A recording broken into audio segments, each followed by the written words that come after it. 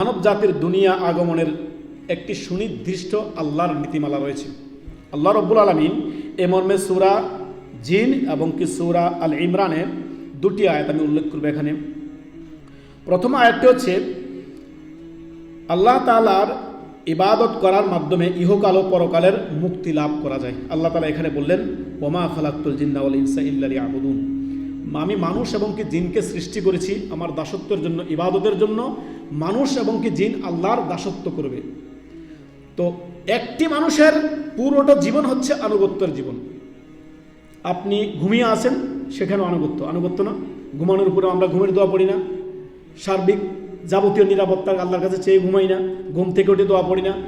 যা পুরো জীবন মুমিনের হচ্ছে আনুগত্যের জীবন, আনুগত্যের বাহিরের জীবন না। আপনি ঘুমিয়ে আছেন, সেখানে ইবাদত।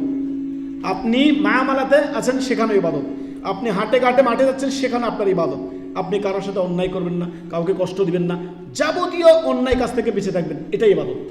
এই জন্য আল্লাহ তাআলা ইল্লা লিয়াবুদুন, আমি সৃষ্টি করেছি মানুষকে আমার দাসত্বের জন্য, ইবাদতের জন্য।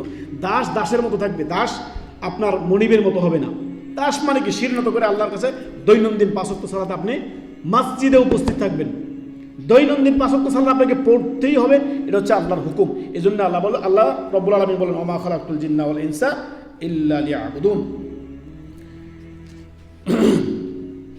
সূরা আল ইমরানের আয়াত নাম্বার 185 তে আল্লাহ তাআলা বলেন, ফামান যুহজিয়া আনিন নার ওয়া উদখিলাল জান্নাহ ফাকাদ ফাজ।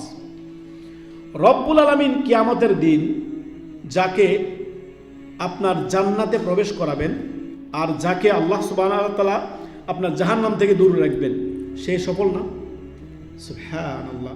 আল্লাহ তাআলা বলেন যে ফামান যুহজিয়া আনিন নার, যাকে জাহান্নাম থেকে দূরে রাখা হলো, ওয়া উদখিলাল জান্নাহ, তাকে জান্নাতে প্রবেশ করা হলো, আল্লাহ তাআলা বলেন ফাকাদ ফাজ, সে তো সফল কাম হয়ে গেল। তার কোনো আর কোনো চিন্তা নেই। জাহান্নাম থেকে মুক্তি পেয়ে গেলেন, জান্নাতে প্রবেশ করলেন, বাস মুক্ত আপনি। সুবহানাল্লাহ, সুবহানাল্লাহ। একটু